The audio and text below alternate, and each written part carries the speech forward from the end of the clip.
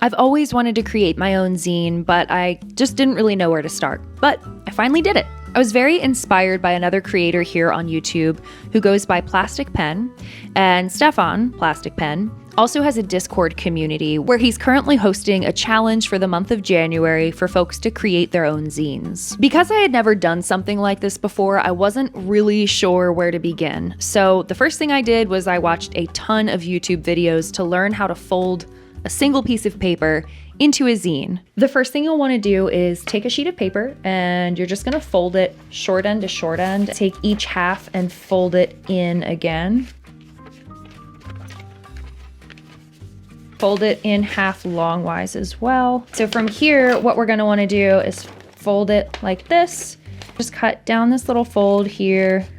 And then what we're going to do is we're going to pinch both of these little pieces here, and we're going to fold them in toward each other.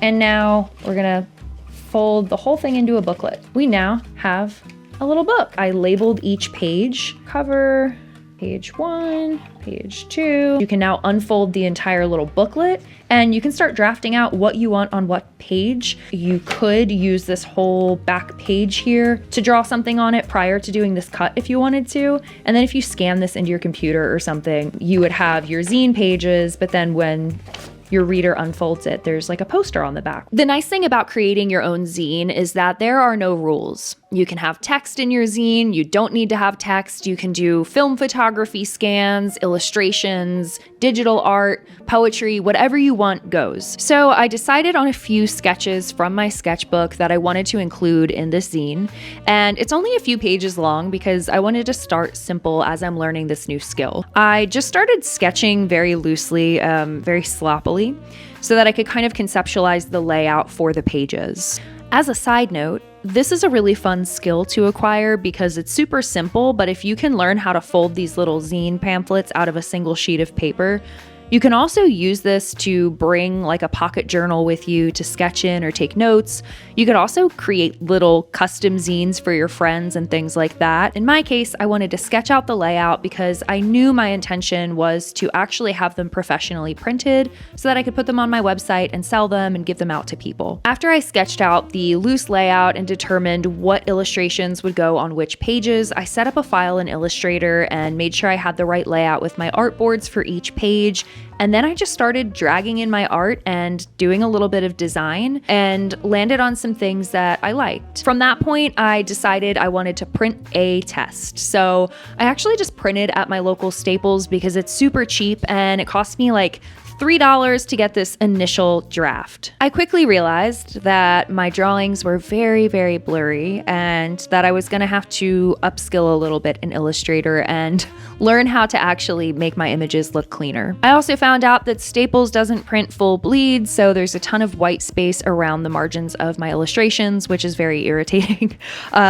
So yeah, this initial version of the printed design was cool to see because it felt like the first step in actually bringing this thing to life. So this part of the process was really fun because even though this initial sample came out looking quite shitty, it was an opportunity to see my art in this tangible, tactile form where it was much easier to start discerning like what needed to change, what I quite liked, and I was able to, from there, make a bunch of adjustments in Illustrator. I was also able to quickly identify some spatial things that I disliked with this sample. And so I went back into Illustrator and began making more edits. One of the first things I decided to change pretty drastically was the front cover of the zine. So this is the second sample that I printed from Staples. While I did think that the rabbit with the sword was pretty cool as a cover, I feel like there's something more compelling about this chrysanthemum and just having a little more negative space in this very intentional way. I just think it's more design forward. The rabbit looks a little more like old school punk rock zine, which wasn't quite the vibe I was going for. I was going more for something you'd find in a tattoo studio, sitting on the table while you're in the waiting area. With this iteration, you can see I made some adjustments to some of the color, and I also learned how to use the image trace feature so that I could eliminate all of the white background from these images. It's starting to look a lot more polished and Much more like something that, maybe you would want to purchase or maybe you'd want to actually take a look at. I quite love this page with this heart flail. I think it's just badass. I started to overlay a black or like a very dark version of the initial drawing, and then I would offset a lighter version behind it with this kind of off-white cream color. And I feel like that really added an interesting dimension to the pieces that I quite like and plan to explore more with future designs and prints that I create. When I exported my Illustrator file, I somehow managed to leave out a couple of layers. There's supposed to be a pomegranate and some flowers to create this sort of consistency and cohesion across the pages, where that chrysanthemum on the cover kind of pops up throughout the zine. Another pretty significant change that I made with this more updated version is that I took the initial cover image of the rabbit with the sword and I created a whole 2-page spread. And I feel like this is a lot more effective. And then I did also make some adjustments to the back cover with these scissors. After working with these different iterations of my zine, I figured it was only appropriate to ask for feedback on the Discord server. And I felt so grateful because Plastic Pen actually gave me very direct feedback. On his live stream, he was walking through a number of different zines, including mine, and providing really great insight. And I think this is such a crucial part of creativity, especially if we're working on something that's a little bit larger of like a creative undertaking. Ask people for feedback and don't be afraid of constructive insight, because often we might have a vision and overlook really small details because we're just super excited to cross the finish line.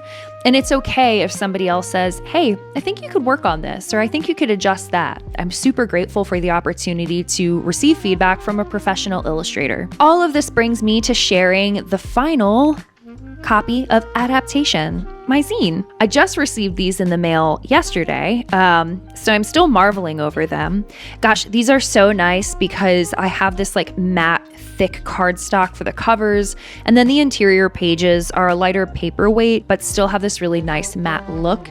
The colors are really beautiful. My only complaint, which is truly just a me problem with how I exported my file, this red color is a lot more muted than I had hoped. But I'm just going to roll with it because I think the zine is still really beautiful and effective as is. I am really in love with this first double spread with this Stay Soft print. And this is also a print that I have stocked up in my online shop if you're interested. I just think this is so cool. I think it's so rad. The color scheme is really, really fun. And I think I'm going to work with these small, subtle pops of color a little bit more often. Historically, I just work with black pen on white paper. And so this challenge of creating a zine has gotten me more comfortable with the idea of approaching color. My vision came to life pretty well because, like I said, I was imagining being in like a modern tattoo studio and just picking something up off of the table while you're like sitting in the waiting area and just flipping through some cool designs. We have this swan illustration. And I also love the idea of continuing this project throughout the year, whether it's a quarterly project or maybe even a monthly project of making zines out of current illustrations.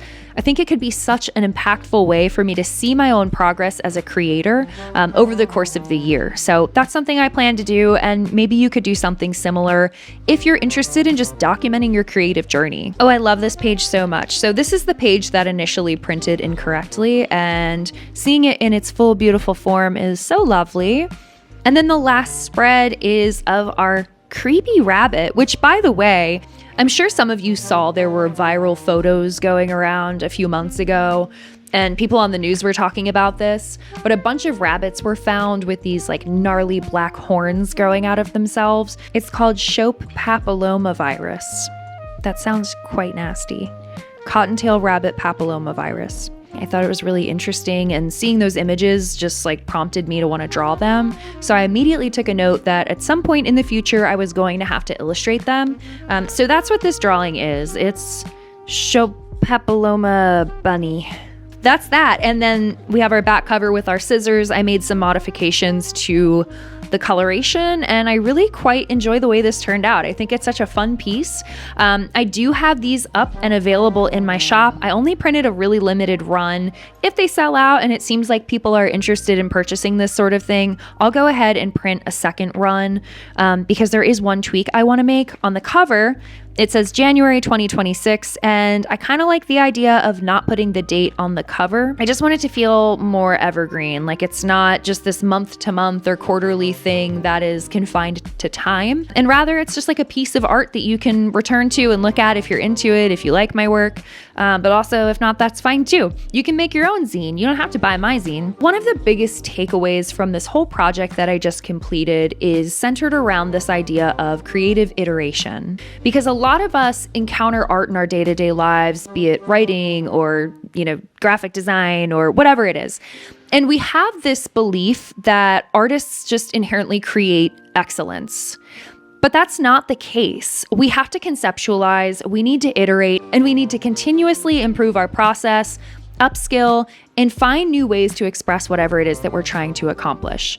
In my case, you can see it went from literally a single piece of paper folded up like origami all the way to a professionally printed zine. I didn't really think that I was going to be able to achieve this so quickly. Like I said at the beginning of this video, I've always been really interested in zine creating because I feel like it's just this like no rules, very cool experimental way to share art and poetry and whatever it is that you like to create. But I felt as though my limitation around like understanding how to use certain tools or knowing how to print these the right way, that felt like a big constraint for me. But what I learned quite quickly was that my excitement and my enthusiasm around just learning something new pushed me to very rapidly get this thing done.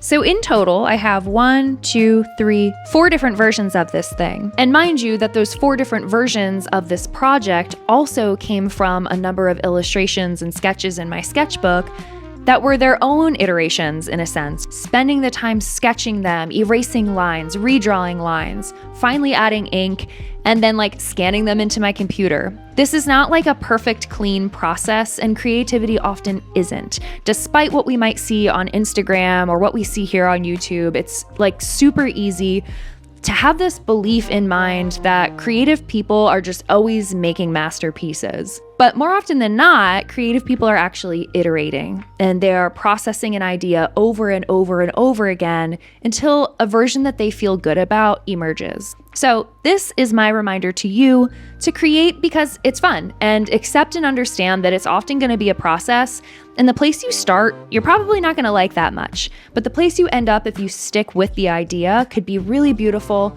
and can like really show you that you're capable of a lot more than you expected from yourself. A few videos ago, I talked a lot about wanting to create more than I consume this year. And obviously, like the process of making a zine requires that I consume paper. But I think the bigger picture here is take the time to learn something that seems challenging or out of reach because you know it'll feel rewarding. If there's something that you've always wanted to try, but the only reason you've hesitated is because of self-doubt, just fucking try it. Like just try it because you might be really surprised. And if you suck at it the first go, that's like super normal. That's super normal and it's okay. My first version of this zine was terrible. It's just like a little crumpled up piece of paper with like doodles on it that look like nothing. And I think we all have to start somewhere. So get your ideas out. Don't be afraid or intimidated by the idea of making bad things. And just trust that over time, you're going to get better and better as long as you just like keep doing it because you actually enjoy it. If you enjoyed this video, I would greatly appreciate it if you like, comment, and subscribe. Ooh, one final update. I have my Discord server up and running, so if you'd like to join, the link is down in the description below. I still am figuring out how the hell Discord works, so bear with me, but I am going to create some different channels or pages or whatever for various different topics, ranging from like consumption and creativity and philosophy and so forth. Thanks for hanging out and have a great day. Go touch some grass, make stuff. I love you. Bye. Bye. Bye.